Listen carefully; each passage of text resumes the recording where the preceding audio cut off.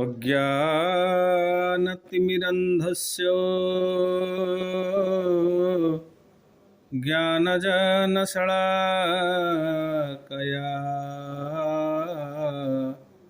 चक्षुरुन्मीलितं येन तस्मै श्रीगुरवे नमः।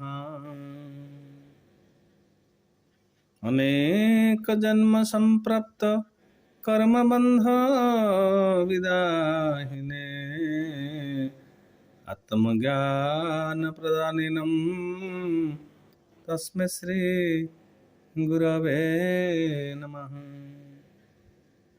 प्रिय आत्मन, अनेक जन्मरू कर्म बंधन रे लिप्त होई कर्मर कुशलता को न जानी जीव अज्ञान भावरे जीवन काल अतिबाहित करुछि। जदि कौनसी सद्गुरुंकर संस्पर्श रे आसी से तार निजर स्वरूप दर्शन करे बा अष्टांग योग साधन माध्यम रे निजको जानी पारे बा स्वस्थाने अवस्थान हो पारे, तेबे ताहा ही ताहार मुक्ति, ताहा ही तार स्वतंत्रता।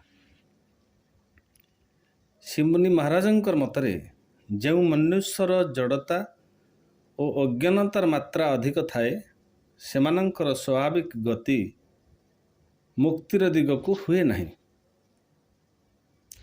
अज्ञानी जीव निजको मुक्तात्मा मानिबारे भय करती तथा अन्य पक्षरे भक्त हेबारे निजर गौरव बोली भावी नियंती।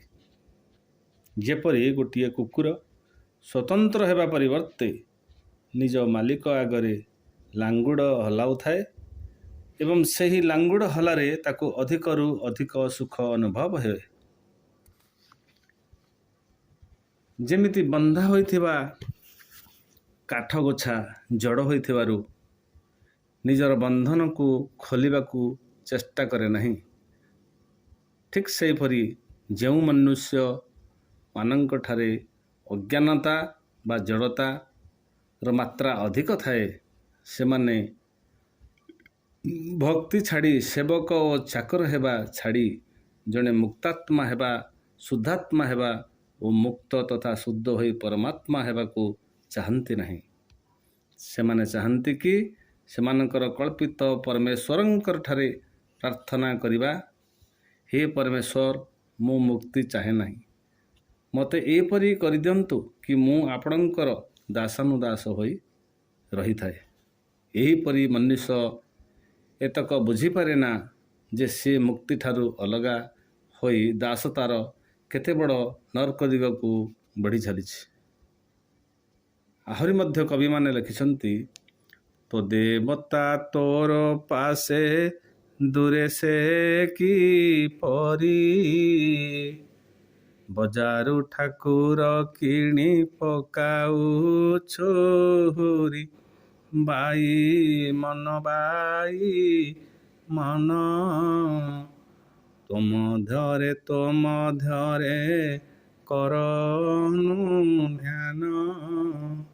निजर स्वरूप ज्ञान को पाइबा पई अनेक महापुरुष अनेक उपाय अवलंबन करी ये मनीष समाज को दिग्दर्शन देछंती, किंतु मनीष आज निजर स्वरूप को न पाई बाहरे बा जगत रे बुली बुली कौनसी हेले निष्पत्ति रे बा निष्पक्ष विचार रे पहुँच पारु नहीं। तार कारण तार निजर बुद्धि निजर विचार बिना जोगरे ठीक भावरे कार्य करू नहीं। तेणु आजिर जोग दिवस रे सबु मनीष मानंकु अनुरोध से माने निजर स्वरूप को पाइबा पई हेले अष्टांग जोग साधन करी मुनि समाजर नियम अनुसार निजर स्थिति को निजर प्रकृतर परिचय को पाइबा पई चेष्टा करंतु। से माने निश्चिंत भावरे जोग दिवस रे तांकर निज स्वरूप पाइबा ठीक भावरे हेले निजर स्वरूप रे स्थित होई पारिबे। आजि पई एतिकी। पुनः मदः पुन्नमिदं पूर्णात् पूर्णमुदच्यते पूर्णस्य पूर्णमादाय पूर्णमेवावशिष्यते। ॐ शान्तिः शान्तिः शान्तिः।